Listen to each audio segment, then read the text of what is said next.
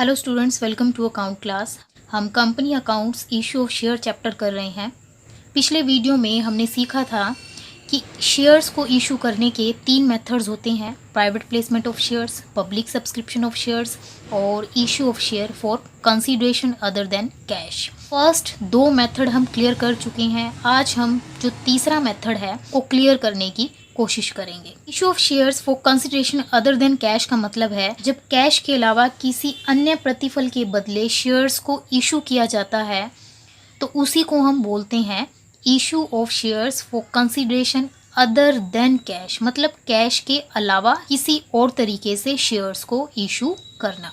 For example, last question में हमने एक जर्नल एंट्री की थी कि प्रमोटर्स को जब शेयर्स इशू किए जाते हैं उनकी सर्विसेज के बदले, तो क्या जर्नल एंट्री होगी? तो जर्नल एंट्री होगी incorporation cost account debit to share capital account. तो इस एंट्री में हमने बिना कैश के शेयर्स इशू किए हैं प्रमोटर्स को। तो आगे भी आने वाले क्वेश्चंस में अगर प्रमोटर्स को उनकी सर्विसेज के शेयर्स इशू किए जाते हैं तो हम यही जर्नल एंट्री करेंगे, incorporation cost account debit to share capital account. दूसरा केस है issue of shares for purchase of assets. Company ने किसी भी पर्सन से एसेट्स खरीदी है, तो जिस पर्सन से कंपनी ने एसेट खरीदी है उसको हम बोलेंगे वेंडर। क्वेश्चन को ध्यान से रीड करके हम पता कर लेंगे कि क्वेश्चन में वेंडर कौन है। तो अगर नाम नहीं दिया है तो हम वेंडर वर्ड यूज़ करेंगे, और अगर क्वेश्चन में वेंडर का नाम दिया है तो हम वो नाम यूज़ करेंगे। अगर हम वेंडर से कोई भी एसेट खरीद रहे हैं तो अब हमें वेंडर को पेमेंट करनी है। पेमेंट हम 2 तरीके से कर सकते हैं, या तो हम उसको कैश दे सकते हैं या फिर बदले में हम उतनी ही वैल्यू के शेयर्स वेंडर को दे सकते हैं, या कुछ हिस्सा हम उसको पेमेंट कर सकते हैं कैश में और बाकी का जो बैलेंस बच गया उतनी ही वैल्यू के हम उनको शेयर्स इशू कर सकते हैं। तो इसकी जर्नल एंट्री हम लोग सीख लेते हैं। हम एज्यूम करते हैं कि कोई भी एसेट खरीदी है। एंट्री होगी debit what comes in sundry asset account debit to vendor account. Debit what comes in, इसीलिए हमने एसेट को डेबिट किया है, और पर्सनल अकाउंट कहता है क्रेडिट द गिवर, तो इसीलिए गिवर को हमने क्रेडिट किया है। तो हम एज्यूम करते हैं हमने एसेट खरीदी है 1,00,000 रुपयों की। अब वेंडर को हमें शेयर्स इशू करने हैं, तो डेबिट द रिसीवर।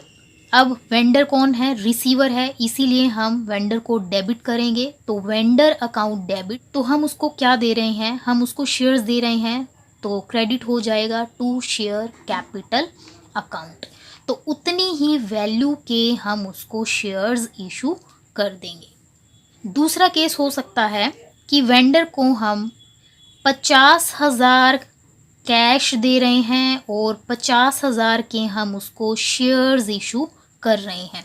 तो इसकी जर्नल एंट्री क्या होगी? Debit the receiver, vendor account debit, हम उसको पेमेंट कर रहे हैं, तो टू बैंक अकाउंट 50,000।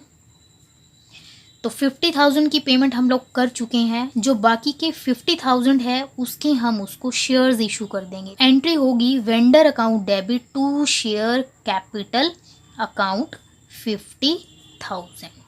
तो क्वेश्चन में हमें जैसे बोला गया है हम वैसे ही क्वेश्चन को सॉल्व करेंगे।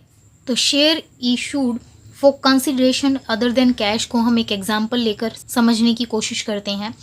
X Limited purchased the business of Y Limited for ₹9 lakh, payable in fully paid shares of ₹10 each। तो X Limited Y Limited का बिजनेस परचेज कर लेता है 9 लाख रुपए में। तो इसमें अब वेंडर कौन है? हम किससे परचेज कर रहे हैं? परचेज कर रहे हैं Y Limited से। तो इस क्वेश्चन में Y Limited वेंडर है, तो हम वेंडर की जगह Y Limited यूज करेंगे। तो X Limited ने Y Limited का बिजनेस परचेज किया है 9 लाख रुपए में। कैसे उसको पेमेंट की जाएगी? फुल्ली पेड शेयर्स में उसको पेमेंट की जाएगी और एक शेयर की वैल्यू है 10। What entries will be made in the books of X Limited? तो X Limited की बुक्स में क्या जर्नल एंट्रीज की जाएंगी? If such issue is, first हमें केस दिया है अगर शेयर्स इशू किए गए हो एट पार में, और सेकंड केस दिया है अगर हमने शेयर्स इशू किए हो एट अ प्रीमियम ऑफ 25%। तो सबसे पहले हम बिजनेस को परचेज करने की एंट्री करेंगे। हमें दिया नहीं है कि कौन सी एसेट परचेज करी है, तो इसलिए हम वर्ड यूज़ करेंगे सन्ड्री एसेट्स अकाउंट। तो debit what comes in sundry assets account debit. Personal account कहता है क्रेडिट द गिवर, तो वाई लिमिटेड गिवर है, तो इसलिए जर्नल एंट्री हो जाएगी sundry assets account debit to Y limited account. अब हमें वाई लिमिटेड को पेमेंट करना है, तो debit the receiver. Y limited को हम पेमेंट अगर कैश में कर रहे हैं तो आएगा टू कैश, और अगर शेयर्स में उसको पेमेंट कर रहे हैं तो आएगा टू शेयर कैपिटल अकाउंट। तो वाई लिमिटेड से हमने बिजनेस परचेज किया है 9 लाख रुपए में, तो अब पेमेंट हम करेंगे सेम अमाउंट 9 लाख रुपए। वाई लिमिटेड को शेयर्स भी इशू करे हैं हमने वर्थ ₹9 लाख रुपीज़। और नरेशन में लिखते टाइम निकाल लेंगे कि हमने वाई लिमिटेड को कितने शेयर्स इशू करे हैं, नंबर ऑफ शेयर्स। तो जितना वाई लिमिटेड को हमें पेमेंट करना है अपोन में वैल्यू ऑफ शेयर्स, तो 9 लाख रुपए की पेमेंट करनी है वाई लिमिटेड को, और एक शेयर की वैल्यू है 10, तो वाई लिमिटेड को 90,000 शेयर्स इशू किए हैं। सेकंड केस है when shares are issued at premium.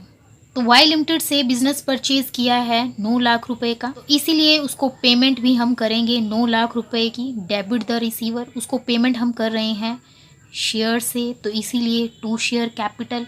और अब की बार हम शेयर्स इशू कर रहे हैं प्रीमियम पर, और सिक्योरिटी प्रीमियम को हम हमेशा क्रेडिट करते हैं, इसीलिए क्रेडिट हो जाएगा टू सिक्योरिटी प्रीमियम अकाउंट। तो वाई लिमिटेड के सामने हमने लिखा 9 लाख रुपए, क्योंकि पेमेंट उसको 9 लाख रुपए की ही करनी है। आगे का काम करने से पहले नंबर ऑफ शेयर्स निकालना है, तो वाई लिमिटेड को पेमेंट करेंगे हम 9 लाख रुपए।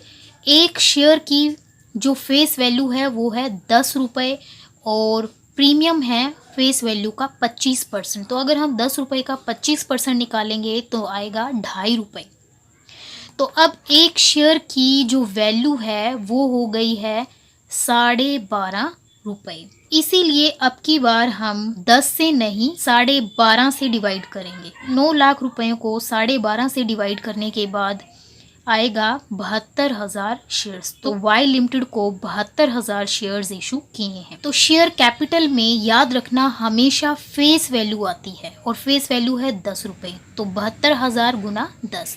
और सिक्योरिटी प्रीमियम में हमेशा प्रीमियम आएगा, तो जितने नंबर ऑफ शेयर्स हैं और प्रीमियम की अमाउंट, तो इनको मल्टीप्लाई करके हमारा आएगा ये। तो लास्ट में आपको चेक करना है कि debit must be equal to credit.